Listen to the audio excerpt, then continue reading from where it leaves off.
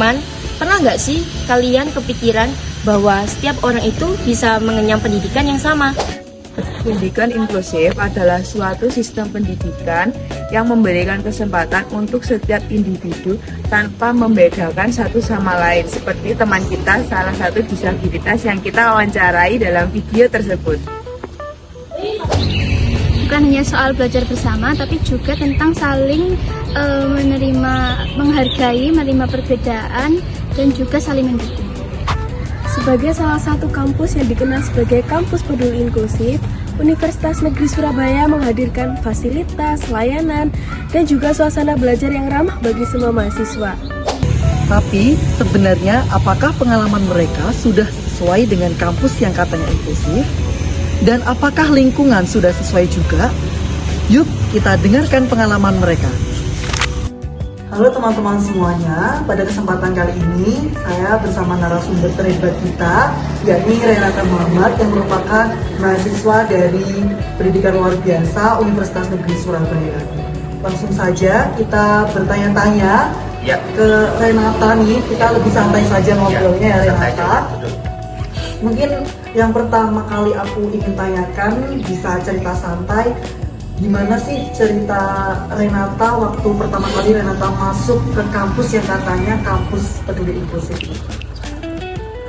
Pas pertama kali ya, pengalaman saya ketika masuk ke kampus UNESA ini yang memang sudah merupakan kampus peduli inklusif dan memang sudah menerapkan inklusif, itu saya benar-benar merasakan sangat diterima ya, baik dari teman-teman, dari Bapak Ibu dosen begitu ya. Nah, pada awalnya dari sebelum saya masuk sini pun itu inklusif itu sudah diterapkan. Menurut kamu tuh hal yang paling berkesan dari fasilitas atau layanan yang diberikan kampus UNESA ini kira-kira apa ya bagi kamu yang bisa disebut kamu ini butuh layanan dan fasilitas inklusif? Kalau menurut saya itu mungkin kalau fasilitas itu, kalau di PLB sendiri itu kan ada guiding block ya. Guiding block itu adalah satu garis-garis kuning yang warnanya kuning itu. Nah itu untuk memandu tunanetra ketika ingin mencapai ke tujuan yang sudah. Selama ini kan sudah 2 semester Iya. Renata berkuliah di sini.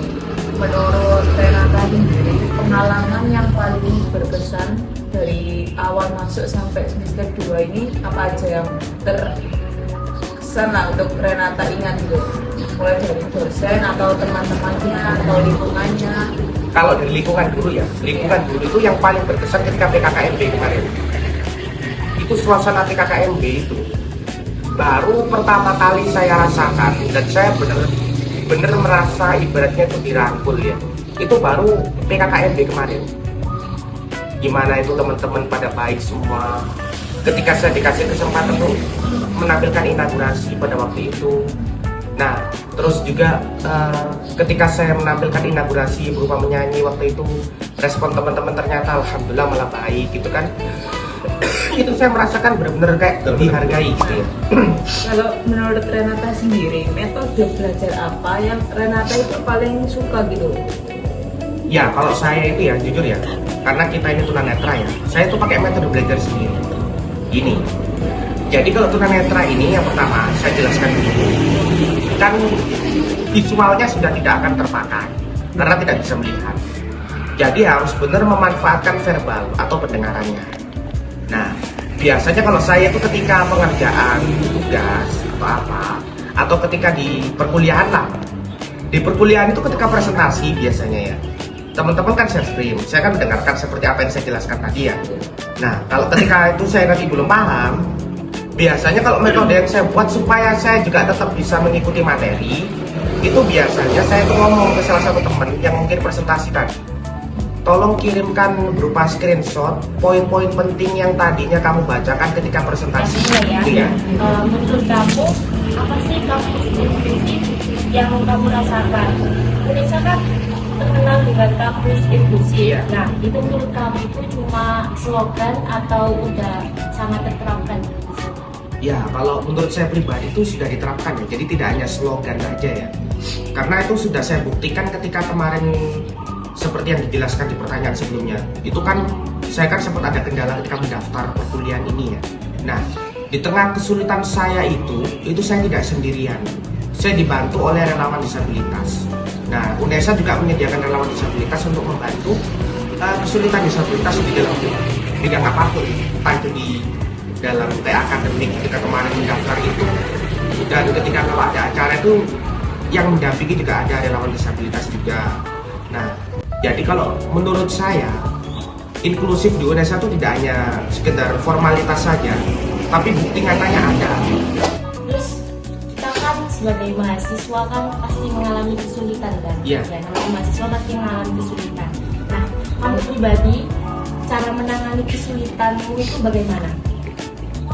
Kalau kesulitan ya, yang pertama kalau saya pribadi tuh saya tuh coba usahakan diri, usaha sendiri dulu.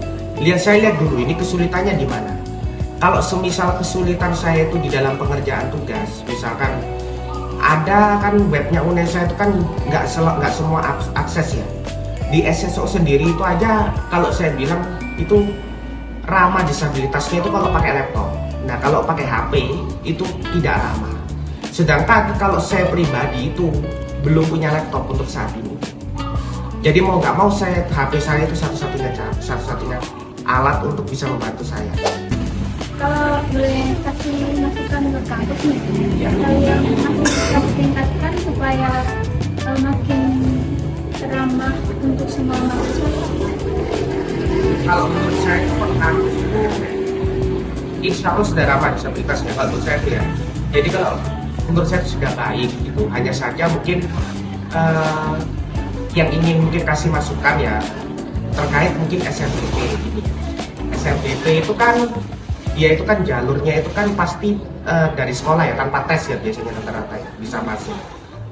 Soalnya gini, kalau bisa untuk menyeleksi disabilitas itu juga harus dibutuhkan seleksi tambahan.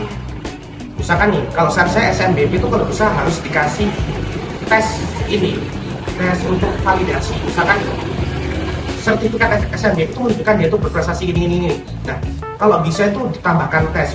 Bener nggak nih terbukti? Terus akademiknya ini gimana? Karena apa? Di kampus itu yang diutamakan akademiknya. Masalah nanti prestasi entah dia itu pernah kejuaraan apa itu adalah satu bonus. Tapi yang diutamakan itu akademiknya. Menurut kamu, peran teman juga itu penting atau enggak di dalam Oh ya penting banget. menciptakan lingkungan yang inklusif? Karena kan peran teman itu ya, itu yang paling utama ya. Kalau Bapak Ibu dosen itu hanya sekedar pelengkap. Karena kan kenapa? Di perkuliahan sampai nanti yang tugas-tugas itu kita kan banyak minta tolong sama teman. Dan juga kalau ada apa-apa itu teman nanti yang akan bantu kita. Nah Bapak Ibu dosen itu hanya tugasnya memberikan pengarahan aja. Itu kayak di perkuliahan itu memberikan pengarahan aja. Jadi peran teman itu sangat penting banget dalam inklusif ya. Apa yang menurut rekan bisa dilakukan oleh siswa lain supaya lebih peduli dan mengerti keberagaman? Oke, hal kecil yang mungkin dilakukan ya supaya nanti mahasiswa itu lebih peduli gitu ya. Oke, ini kasih tips nih. Belum pernah ada pertanyaan seperti ini dari teman-teman soalnya. Nah, gimana sih tipsnya supaya nanti bisa terjadi kepedulian di antara mahasiswa reguler terhadap mahasiswa disabilitas? Caranya gampang banget, sederhana. Ketika ada mahasiswa disabilitas, yang pertama itu kita pasti ya basa-basi dulu tanya. Nah, terus nanti kan sudah ngobrol-ngobrol. Nah, kalau sudah ngobrol-ngobrol, nanti ketika entah itu di satu kelompok, kok misalkan satu perkuliahan, satu kelas sama mahasiswa disabilitas gitu ya.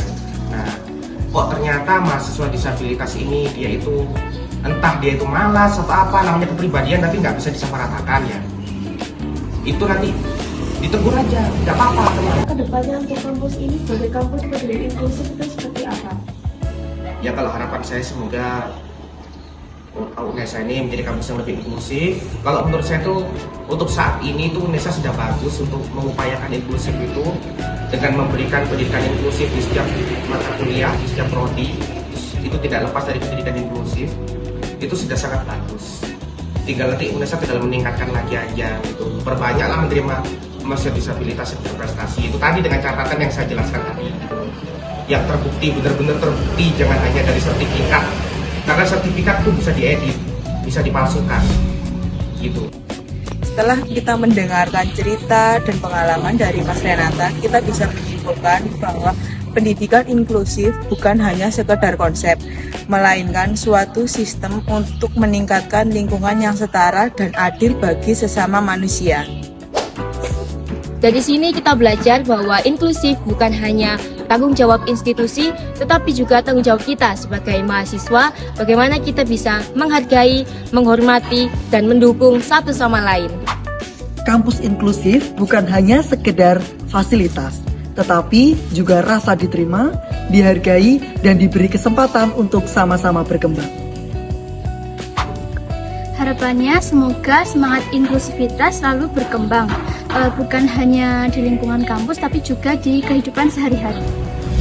Karena pada akhirnya keberagaman bukan untuk dibedakan, tapi untuk dirayakan secara bersama-sama.